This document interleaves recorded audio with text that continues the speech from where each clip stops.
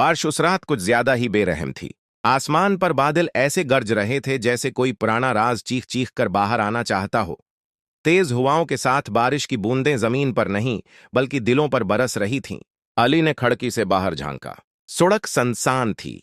Limp post की जर्द रोशनी बारिश में कांप रही थी और सामने खड़ा वो पुराना हवेली नमा घर अंधेरे में डूबा हुआ था, बिल्कुल वैसा ही जैसा बचपन में उसके नाना ने बताया था। वो घर जिंदा है और रात को जाग जाता है। अली ने हल्का सा कहकहा लगाया, मगर दिल के किसी कोने में अजीब सी ठंड उतर गई। ये वही रात थी जब अली, इसकी बीवी मुरियम और उनकी 6 साला बेटी जूया पहली बार इस घर में रहने आए थे। शहर से दूर सिस्ता मकान और बारिश से भीगी हुई सड़कें, सब कुछ एक नई शुरुआत जैसा लग रहा था। लेकिन घर की खामोशी, वो खामोशी आम नहीं थी। दरवाजा बंद करते ही जोया ने सरगोशी में कहा, अबू, यहां कोई सांस ले रहा है। मरियम ने फौरन बेटी को सीने से लगा लिया। बच्चों की बातों पर ध्यान मत दो अली, ये घर बस पुराना है। अली ने सर हिलाया, मगर जैसे ही उसने सीढ़ियों की तरफ देखा, एक जोरदार कड़क हुई और पूरा घर लम्हे भर को लर्ज गया। बारिश और तेज हो गई। अचानक ठक ठक ठक, ऊपर की मंजिल से कदमों की आवाज आई। मरियम का चेहरा जर्द पड़ गया। ऊपर तो कोई नहीं है ना? अली ने जवाब नहीं दिया। उसे यकीन था कि ऊपर कोई नहीं था। फिर ये आवाज, वो आहिस्ता आहिस्ता सीढ़ियां चढ़ने लगा। हर कदम के साथ लकड़ी चरचरा रही थी, जैसे एहतिजाज कर रही हो।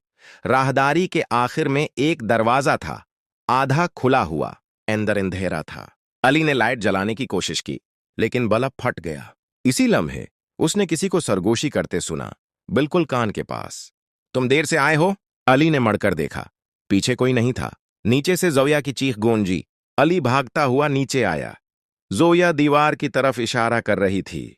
वहां बारिश के पानी से खून के निशान उभर रहे थे, जैसे दीवार रो रही हो। और फिर घड़ी ने रात 12 बजने का ऐलान किया। इसी लम्हे पूरे घर में बीक वक्त दरवाजे बंद होने लगे। ये सिर्फ बारिश की रात नहीं थी, ये वो रात थी जब घर ने अपनी कहानी सुनाने का फैसला किया। 12 बजते ही घर की फजा बदल गई।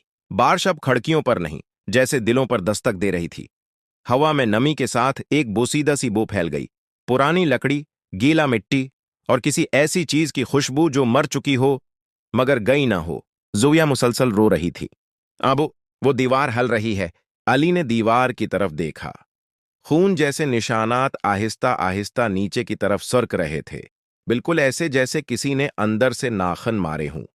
मरियम ने कुरान उठाकर पढ़ना शुरू किया, मगर उसकी आवाज कांप रही थी। अचानक बजली चली गई। पूरा घर तारीकी में डूब गया।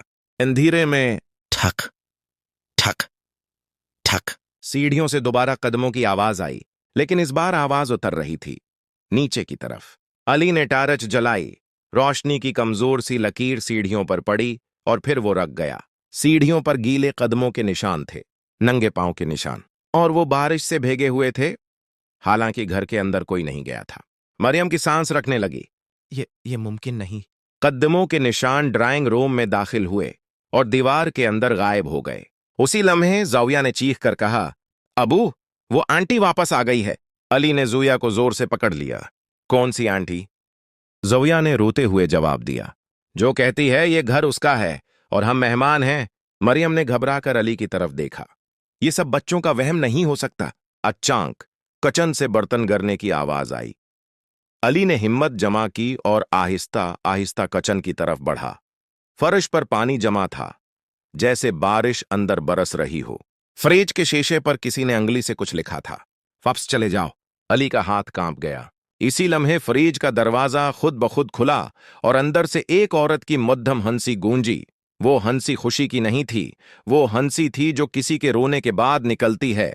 अली ने दरवाजा जोर से बंद किया और पीछे हट गया। तब ही मरियम ने चीख मारी।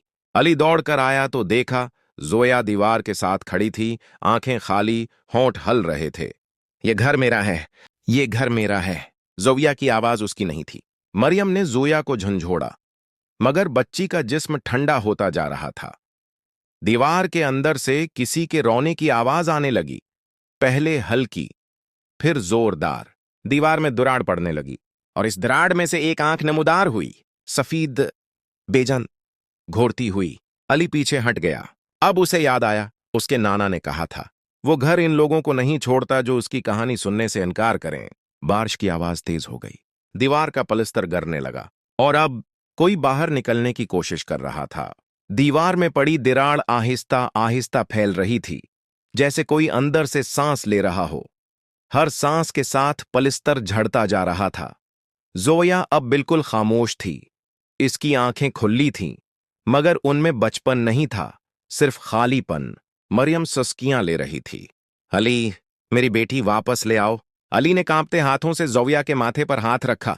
वो हाथ बर्फ की तरह ठंडा था, जैसे खून ने जिस्म छोड़ दिया हो। अचानक घर में एक साथ तमाम घड़ियां बजने लगें। ठक ठक ठक। वक्त जैसे पागल हो गया हो। दीवार पूरी तरह टूट गई। उसके पीछे एक तंग कमरा था, ऐसा कमरा जो घर के नक्शे में कभी मौजूद नहीं था। अंदर अंधेरा था, मगर हवा में नमी और सुड़ांद थी। फर्श पर पुराने खिलौने बिखरे हुए थे, टूटे हुए, जले हुए। और दरमियान में एक औरत खड़ी थी। उसके बाल बिखरे हुए, चेहरा उध जला, आंखें सरख। सफेद लबास बारिश में भीगा हुआ, मगर इससे पानी टिपक नहीं रहा था, बल्कि जमीन सियाह हो रही थी। वो मुस्कुराई। आखिर तुमने मुझे देख ही लिया। अली की जबान लड़खड़ा गई। तुम कौन हो? औरत की हंसी गूंजी। मैं उस घर की मां हूं।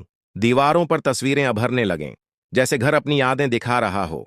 एक खुशहाल खानदान, एक औरत, एक बच्ची, और फिर आग, हर तरफ आग। औरत बोली, इस घर में मुझे जिंदा जलाया गया। मेरे शोहर ने और इस बच्ची ने देखा सब कुछ। अली की आंखों के सामने मंजर बदल गया। बारिश नहीं थी, वही कमरा, मगर आग की लपटें। एक बच्ची कोने में कांप रही थी, चीख रही थी। कोई उसे नहीं बचा रहा था। जब मैं मरी, औरत की आवाज भारी हो गई, मेरी रूह ने इस घर को नहीं छोड़ा। ये घर मेरी कब्र बन गया। मरियम कांपते हुए बोली, तो हमारी बेटी को क्यों? औरत ने जोया की तरफ देखा। क्योंकि वो देख सकती है, जैसे मेरी बेटी देख सकती थी। जोया के होंठ हिले। एमी, मुझे यहां अकेला मत छोड़ो। ये आवाज इस औरत की बेटी की थी। अली के घटने जमीन से लग गए। हम यहां से चले जाएंगे, बस मेरी बेटी छोड़ दो। अली के अल्फाज फजा में मौलिक हो गए। मैं खुद। औरत की आंखों में हैरत की एक लहर दौड़ गई। शायद सदियों बाद किसी ने उससे भागने के बजाय खुद को पेश किया था। मरियम चीख उठी, नहीं अली, ऐसा मत करो। अली ने पलटकर आखिरी बार अपनी बीवी और बेटी को देखा। जोया की आंखों में अब भी वो खालीपन था, मगर कहीं अंदर अली को अपनी बेटी की झलक नजर आई, मदद की खामोश पुकार। अली आगे बढ़ा, अगर इस घर को किसी की सजा चाहिए तो मैं हाजिर हूं। औरत खामोश हो गई। दीवारों से खून के निशान आहिस्ता आहिस्ता गायब होने लगे। बारिश की आवाज मध्यम पड़ गई, जैसे आसमान भी सांस रोके सब देख रहा हो। तुम जानते हो, औरत ने आहिस्ता कहा, यहां आने वाला हर शख्स झूठ बोलता है। अली ने सर झुका दिया। मैं झूठ नहीं बोल रहा। मैंने तुम्हारी कहानी सुन ली है और अब मैं उसे नजरअंदाज नहीं कर सकता। एक लम्हे के लिए औरत की आंखों में आंसू चमके और फिर पूरा घर लर्ज उठा। फर्श फटने लगा। कमरे की दीवारें पीछे हटने लगें, जैसे घर खुद को खोल रहा हो। अंदर वही जलता हुआ कमरा नजर आया। आग, चीखें और एक छोटी सी बची। यह मेरा अंजाम था, औरत ने कहा, और यही तुम्हारा होगा। अली ने एक कदम आगे बढ़ाया। उसी लम्हे जोया चीख उठी, अबू नहीं, अमी, अबू नहीं। ये चीख आम चीख नहीं थी, ये जिंदगी की आवाज थी। औरत चौंक गई। जोया की आंखों में अब वही बचपन लौट आया था। वो रोते हुए अली की तरफ दौड़ी। वो मुझे जाने दे रही है, जोया चीखी। औरत पीछे हटी। नहीं, ये मुमकिन नहीं। मरियम ने जोया को पकड़ लिया। हम जा रहे हैं अभी। अली ने औरत की तरफ देखा। तुम इंसाफ चाहती हो, एक और कुर्बानी नहीं। तुम सच चाहती हो? औरत की चीख गूंजी। सच मर चुका है। अली ने कांपते हाथों से मोबाइल निकाला।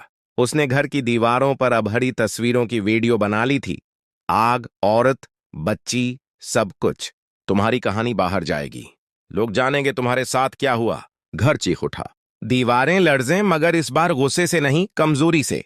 औरत की शक्ल धंधलाने लगी। अगर मेरी कहानी जिंदा रही, इसकी आवाज मध्यम हो गई, तो शायद मैं भी आजाद हो जाऊं। अचानक एक तेज रोशनी हुई। खामोशी। बारिश रख चुकी थी। सूरज की पहली किरण टूटी हुई खिड़की से अंदर आई। घर वीरान था, आम, खाली, मुर्दा। जोया अली के सीने से लिपटी हुई थी। मरियम रो रही थी, मगर शक्र के आंसू थे। जब वो घर से बाहर निकले तो पीछे मड़कर देखा। हवेली की एक खिड़की में एक छोटी बच्ची मुस्कुरा रही थी और उसके पीछे कोई नहीं था। कुछ कहानियां खत्म नहीं होती, वो सिर्फ सुनाई जाने का इंतजार करती हैं।